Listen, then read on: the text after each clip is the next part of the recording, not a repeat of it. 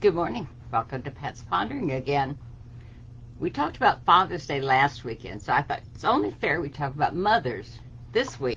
So today I'm reading from Chicken Soup for the Soul, a Mother Soul, Volume 2. This one's called The Rites of Passage. For some time, my 14-year-old son Tyler had been acting more responsibly, doing his chores without having to be told, keeping his room organized, and keeping his word. I knew he was making his transition into manhood. Memories of other turning points flooded my mind. I remember breathing in Tyler's scent as a baby, and then one day noticing that scent had shifted, changed. My baby had become a little boy. Then I recalled the day the training wheels came off the bicycle. Another time, I'd watched wistfully as he had thrown out all of his toys, only saving a stuffed gorilla that my mother had given him when she was alive. Now another bigger change was brewing. So with tears welling up inside, I began to plan a rite of passage day for my son. Tyler's special day began with breakfast at a restaurant. It was just Tyler, his father, stepmother, stepfather, and me. No other children. He seemed so happy being with us all together for the first time by himself. After breakfast, we all went to a heavily wooded park outside of town. I gave him a special journal created just for the day. In the weeks before the ceremony, I had written numerous questions on the journal for him to think about and answer. And think about these questions for yourself and how it applies to your life, not just his. Questions like, who was his hero and why? Who's your hero and why?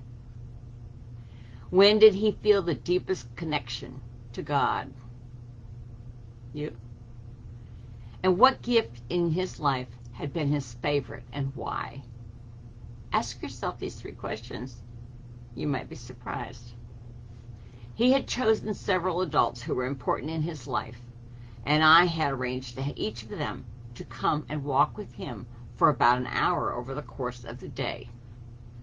The adults were told that this was Tyler's time to pick their brain, and they were asked to be open and candid as they comfortably could. His school principal, whom Tyler had invited to walk with him, shared his favorite prayer, the St. Francis prayer, with Tyler. This special meaning for my son, as it was the same prayer that my mother read every morning of her life. She and Tyler were very close, and later he told me it almost felt as if she was there reading it to him. As dusk began to settle, family and friends gathered for a ceremony on the dock by the lake. A brief rain had freshened the air, which held a fall chill. A tape of Indian flute music played as we sat around the dancing fire. During the ceremony, Tyler shared his intentions about his responsibility to the planet. Guests publicly blessed him, and we, his parents, made a verbal commitment that from that moment on, we would hold him as a man in our hearts. The guests had been instructed to bring non-monetary gifts to share with Tyler. He received a box of What I Love About Tyler notes. I think that's a novel idea for a birthday party for someone.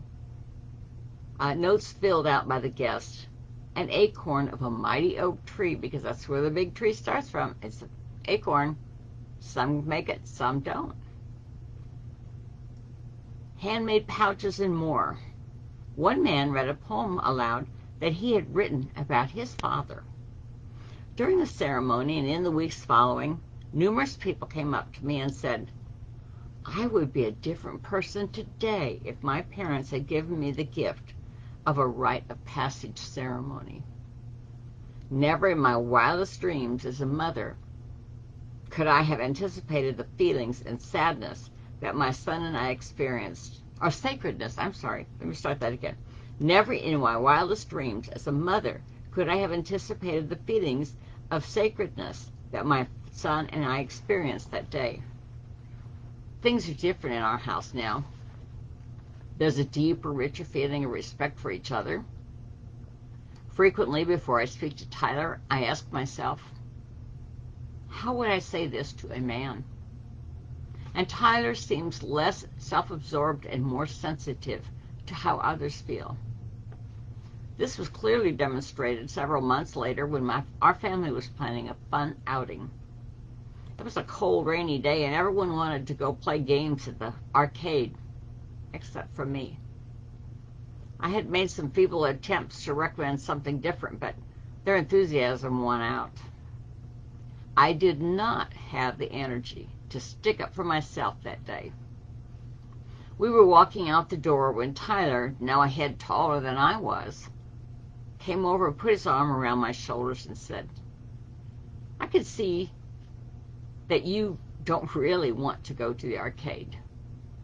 Let's sit down and decide on something we all want to do. Because I'm not going anywhere unless you're happy too.